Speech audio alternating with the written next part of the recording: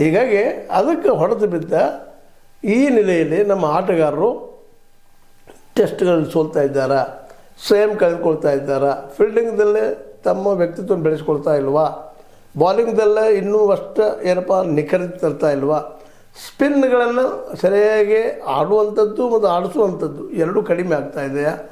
ಯಾಕಂದ್ರೆ spin ball ನಮ್ಮ Asian ಕಾಂಟಿನೆಂಟದಲ್ಲಿ ಬರುತ್ತಿರುವಂಥ ಇವತ್ತು ಏಷ್ಯಾ ನಮ್ಮ ಒಂದು ಖಂಡದಲ್ಲಿ ಬರುತ್ತಿರುವಂಥ ಭಾರತ ಆಗಿರ್ಬೋದು, ಪಾಕಿಸ್ತಾನ ಆಗಿರ್ಬೋದು ಅಥವಾ ಶ್ರೀಲಂಕಾ ಆಗಿರ್ಬೋದು, ಸ್ಪಿನ್ ಹಾಕೋದಕ್ಕೆ ಬಾಲನ್ನು ಮತ್ತು ಸ್ಪಿನ್ ಆಡೋದಕ್ಕೆ ನಾವು ವಿಶೇಷ ಪರಿಣಿತರು ಜಗತ್ತಲ್ಲೇ ಗುರುತಿಸಲ್ಪಟ್ಟಿದ್ದೀವಿ ಅಂತ.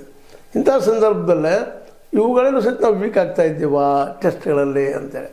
ಯಾಕಂದರೆ ಚಂದ್ರಶೇಖರ್ ಅಂತ ಒಳ್ಳೆಯ ಶ್ರೇಷ್ಠ ಬೌಲರ್ ನೋಡಿದ್ವಿ ನಾವು, ಗವಾಸ್ಕರ್ ಅಂತ ಒಳ್ಳೆ ಬ್ಯಾಟ್ಸ್ಮನ್ನು, ಜೊತೆಗೆ ಅಟ್ಯಾಕಿಂಗ್ ಮತ್ತು ಜೊತೆಗೆ ಡಿಫೆನ್ಸ್ ಎರಡನ್ನೂ ಅಳವಡಿಸ್ಕೊಳ್ಳೋಂಥ GR ವಿಶ್ವನಾಥ್ ಭಾಳ ಅಪರೂಪದ ಹೆಸರು ಅದು. ಅವರು ಶಾರ್ಟ್ ಫೆಲೋಗರೇ ಭಾಳ ಸುಂದರವಾಗಿ ಆಡ್ತಾಯಿದ್ರು. ಇವನ್ನೆಲ್ಲ ನೆನಪಿಸ್ಕೊಂಡಾಗ ಸಹಜವಾಗಿ ಅನ್ನಿಸ್ತದೆ, ಹೌದಪ್ಪ ನಮ್ಮಲ್ಲಿ ಇವತ್ತು ಸಂಯಮ ಕಡಿಮೆ ಆಗಿದೆ, ನಮ್ಮ ಕೋಚ್ನಲ್ಲೂ ಆ ಸಂಯಮ ಇಲ್ಲ. ಅದಕ್ಕೆ ಸೇಮ್ ಈಗ ನೋಡ್ರಿ ಅದರ ಟೆಸ್ಟ್ಗಳಲ್ಲಿ ಯಶಸ್ವಿ ಆಗಿತ್ತು ನಮ್ಮ ರಾಹುಲ್ ದ್ರಾವಿಡರ ಸಂದರ್ಭದಲ್ಲೇ.